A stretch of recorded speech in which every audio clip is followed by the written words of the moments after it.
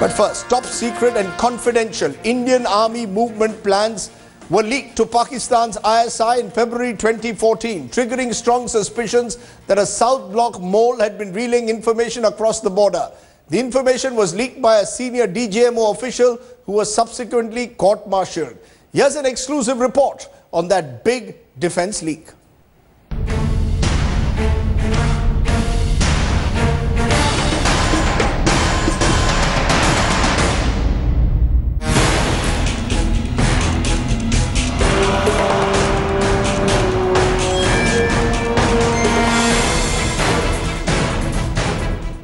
Headlines Today has learnt that Pakistan's intelligence agency had details of talks between then Defence Minister A.K. Antony and former Army Chief General Bikram Singh.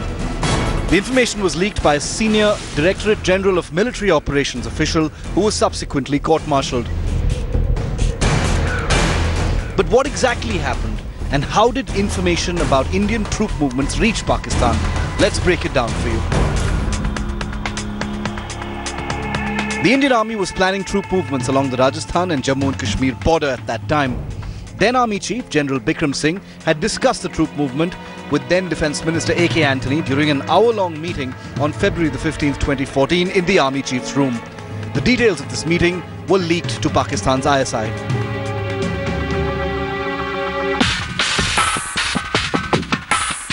At noon, General Bikram Singh briefed his Director General of Military Operations about the redeployment plan. Within hours, the Pakistan Army too began redeploying troops as a counter. The rapid redeployment by Pakistan had set alarm bells ringing in the army. The army chief then informed Minister Antony of the possible leak. Antony then rushed to brief the Prime Minister.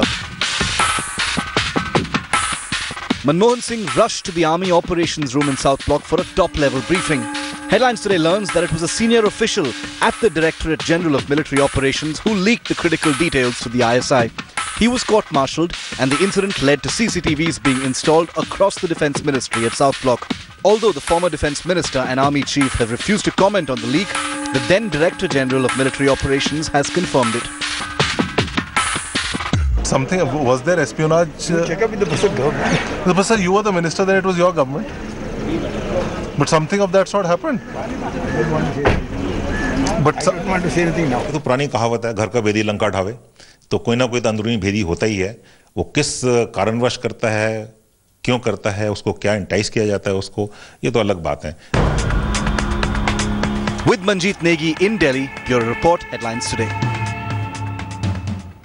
Big story there breaking here at the 9 p.m. news on Headlines Today. Shiv Arur joins us, who tracks the South Block for us. Shiv, how's the fact that this is all now coming out a year later? Has the army tried over the last 12 months to simply pretend as if it was not happening because they feared the adverse fallout of a mole at the highest level in South Block? Absolutely, Rajdeep, that's a good question, because remember, counterintelligence is one of the things, that has been sorely lacking in the Defence Ministry and several establishments. And this report by our correspondent Manjeet Negi has only gone to prove two things. One, that there are definite gaps in terms of security, even for the absolute highest level of information possible, including troop movements at the Ministry of Defence. Information like this does get out from time to time to adversary nations. And number two, counterintelligence is something that has actually deteriorated over the years. Now remember, the fact that this information is coming out a whole year after it actually happened, has a lot of significance. Has the army been able to fully establish the nature of the leak? Was it only that one mysterious person in the Directorate General of Military Operations who was quietly court-martialed? Remember, the army is not putting out his identity because they believe that even now, as part of the counterintelligence effort, there may be a network of persons actually operating within the Ministry of Defence. That's precisely what I wanted to raise with you, Shiv. Is it just an individual or is it a network? Is there a fear that there could be more than one person? And even today as we speak, that fear exists. I know you're saying CCTV cameras have come in, but if one individual has been involved, he couldn't be operating on his own, surely. Correct, absolutely. Remember that, investigations in the past, not just in the MOD, Rajdeep, but in other establishments as well, where, where individuals have been caught relaying information to the ISI or to other Pakistani agencies. There have been many cases where people have been found to actually be working alone. But this time, what we can categorically say is investigations into this particular incident are not yet complete. They are still going on at a very high level within the Ministry of Defence and some external agencies as well.